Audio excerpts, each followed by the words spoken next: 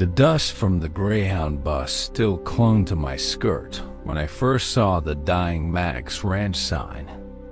My editor sent me to expose the ghost stallion hoax that kept tourists donating to a broken old cowboy.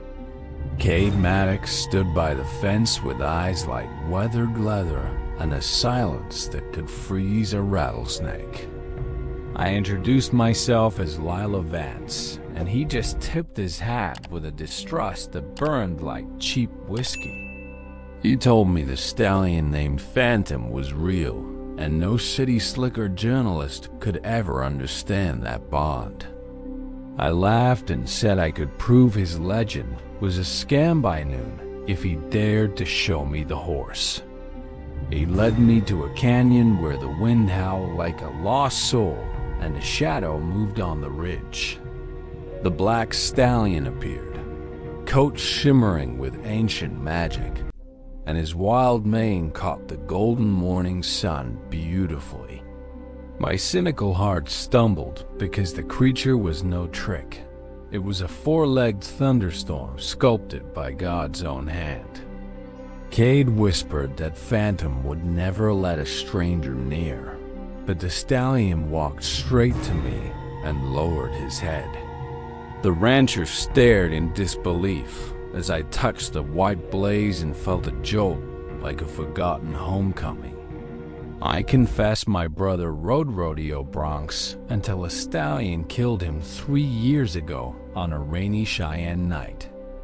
Cade's anger softened into a painful understanding, and he told me a horse remembers grief just like people do.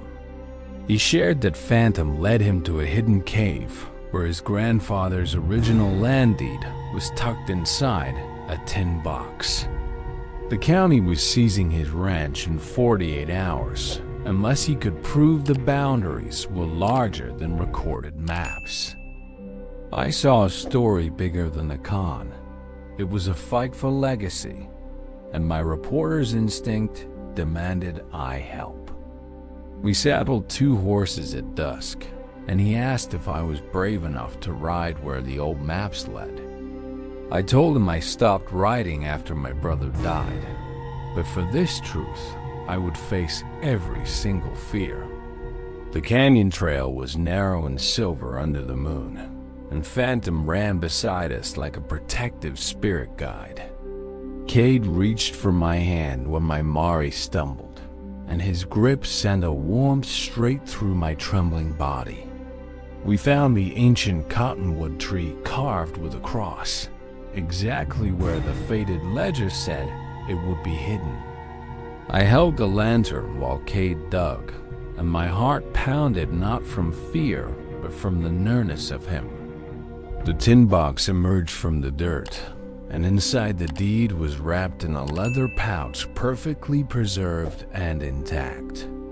Our celebration was interrupted by the sound of a rattlesnake, and my mare bolted, leaving me stranded on the rocky ledge. Cade pulled me onto Phantom's bare back without a moment's hesitation, wrapping my arms around his strong, steady waist. We galloped through the moonlit wash, and I pressed my cheek against his spine, feeling a peace I had long abandoned. He whispered that Phantom had never carried 2 riders before, and I was no longer a stranger to this wild land. Back at the ranch, we spread the deed on his kitchen table, and the truth was undeniable. It saved everything he loved. I called my editor and told him the real story was about a cowboy whose soul was richer than any treasure chest. Cade lit a kerosene lamp and asked if I would stay to write the legend properly, meaning more than just the article. I looked at the man who had taught me that horses can heal and that running from pain is not living. I kissed him first, a soft dare under the flickering light, and he responded like a man parched for redemption. We spent the next week rebuilding the ranch sign, painting it with a stallion silhouette and planting wildflowers along the driveway.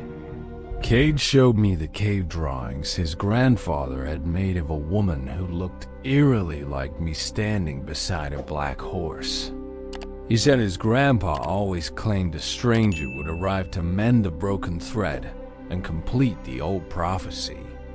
We found a photograph inside the tin box of my great-grandmother standing beside Cade's grandfather with a black fold between them. Tears blurred my vision as I realized our bloodlines were already stitched together by a promise made a century ago. On the final day before my newspaper deadline, Cade saddled Phantom and asked me to ride with him into forever. I took the reins with steady hands, and we rode into the sunrise as equal partners, no longer two separate souls.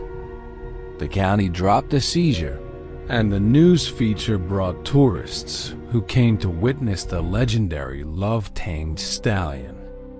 I resigned from the paper and bought boots that fit my new life, learning to mend fences and birth calves in spring.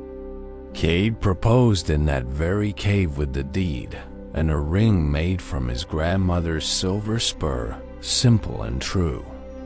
I said yes with dust on my face and hay in my hair, a transformed woman who had found her untamed home. Phantom whinnied outside like a witness to the covenant, and the canyon echoed with the sound of a joyful prophecy fulfilled. Our wedding was held right there by the ancient cottonwood, and the entire county came to dance under the vast stars. My mother wept when she visited and saw that her daughter had turned grief into a legacy of love and wide-open freedom. We wrote a book together about the wild stallion's legend, and the prophets built a sanctuary for abandoned horses and broken hearts. Cade often chuckled that a nosy reporter saved him instead of burying him, and I just kissed his weathered cheek. Now I tell our story to anyone who believes that a wrong turn can lead to the most beautiful purpose imaginable. The Maddox Ranch sign swings proudly in the wind, a testament that truth and love can outrun any closing deadline. Remember to subscribe to Stories Hub Official for more breathtaking tales, and share your thoughts and like this video below.